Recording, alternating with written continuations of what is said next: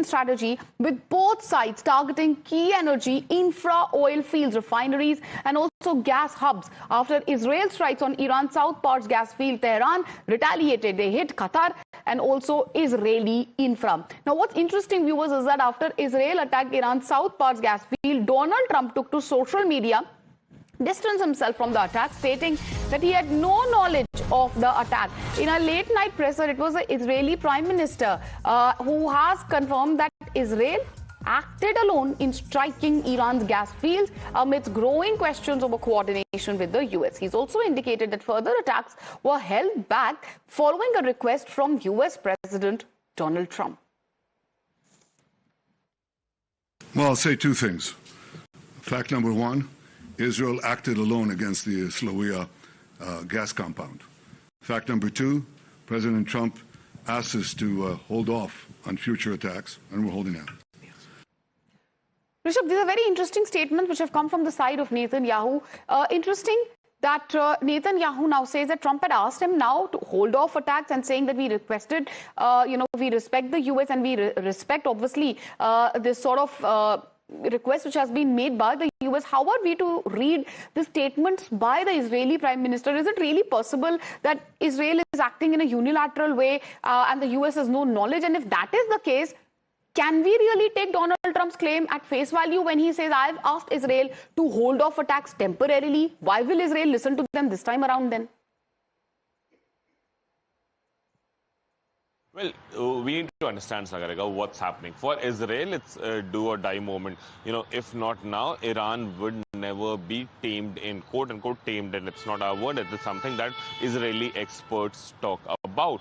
For US, now 21 days has become a bone that they are unable to gulp or swallow. And the way things are happening in Iran in last 21 days, that has made one thing very clear. It wasn't that easy, choco pie that Trump was talking about. It is one country that has stood against the aggression of US and Israel in West Asia, and in a way responded at an equivalent might.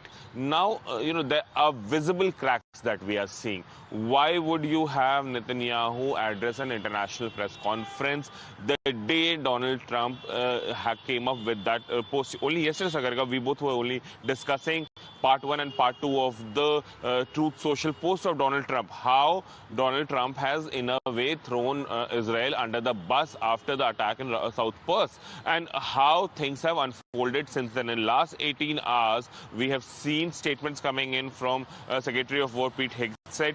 We have seen a statement coming in from Scott Bessent, the Treasury Secretary. We have seen statement coming in from Trump as well. And now Netanyahu also speaking. All these statements showcases that Tel Aviv and Washington are not on the same page. Washington is talking about, unsanctioning, quote-unquote, unsanctioning of Iranian oil. Before this war, the Russia oil and Iran oil both were under sanction. Now Russian oils on water have been unsanctioned, and now talks are being done to unsanction the Iranian oil. 140 million barrel of Iranian oil also being unsanctioned. Reason, there is a visible pressure on United States by the alliance partners, allies in Europe and worldwide, because of the security and energy supply chain risk that they are facing.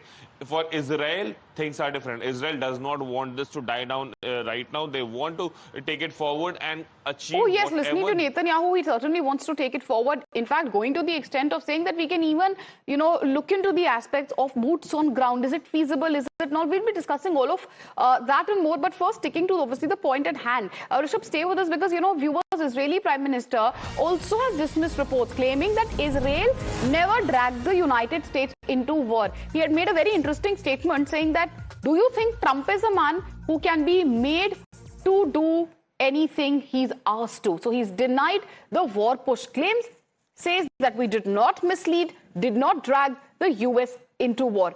Trump acted in the interests of the United States of America. This is what Netanyahu says. Listen into what he had to say. And I want to close these opening remarks with one other fake news, and that is that Israel somehow dragged the U.S.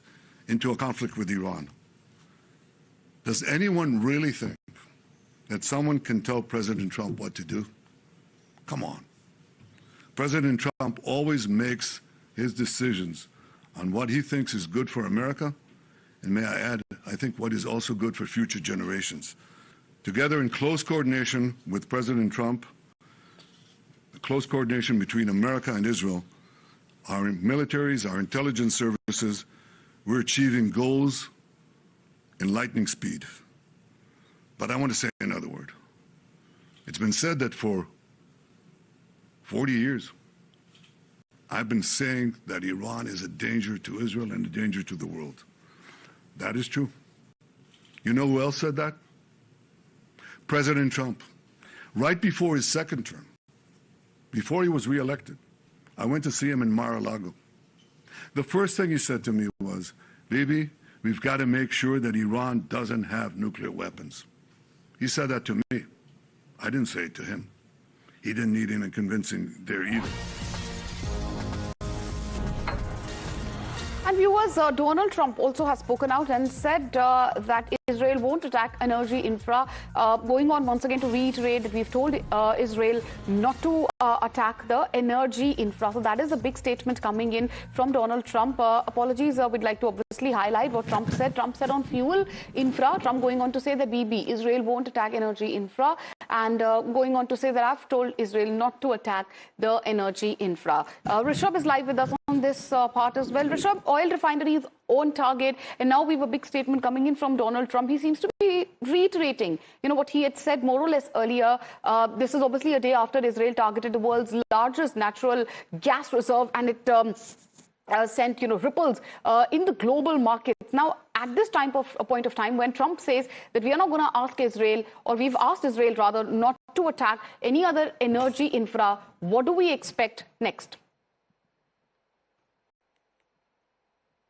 Well, Meenakshi, if we talk about what is happening in West Asia, one thing is very clear, that the pressure that is coming US ways, US wants to deflect that and doesn't want any external pressure to be on them, or for that matter, even internal pressure.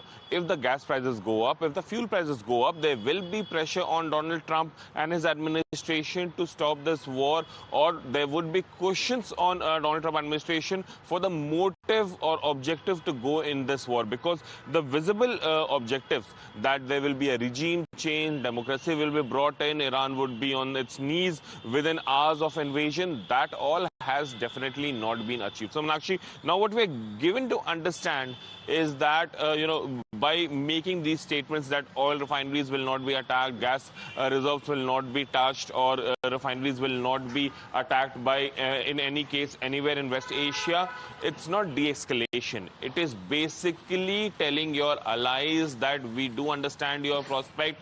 You help us open Strait of Hormuz, we would give you fuel, energy and gas at the old prices, and that is something that will stabilize the world. So United States right now understand that the pressure that would come in because of these refineries being damaged is something that they won't be able to deflect any further.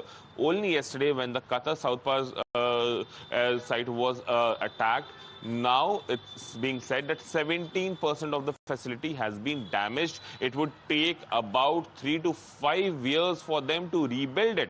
And Meenakshi, if it takes 3 to 5 years to rebuild that damaged portion, it would cost about 20 billion a year. And that is something that would further shoot the energy prices worldwide. And that is something that US does not want. And that's the reason Russian oil and Iranian oils are being now unsanctioned as well. So that, one fails to understand what the real objective of this war is, because whatever US was doing, US needs to be undoing it to ensure that they sustain this war. Well, absolutely. End of the day, you cannot be targeting energy infra. You cannot be targeting fuel, gas hubs, because they have a global and a cascading impact. And there's another, big statement by Netanyahu. We'll talk about that. But we have, I believe, a reaction of Trump. We'll listen into that. And then we'll talk about what Netanyahu said, viewers, when it comes to a possible and likely ground action. Thank you, Mr. President. Have you talked to Prime Minister Netanyahu about attacking the oil and gas fields. Yeah, I did. I told him, don't do that, and he won't do that. We didn't discuss. You know, we do. We're independent. We get along great. It's coordinated, but on occasion he'll do something, and if I don't like it, and so we're not doing that anymore. Another big breaking news coming in, viewers. Netanyahu has hinted at ground action, says airstrikes are not enough. Netanyahu has said that ground ops are also possibly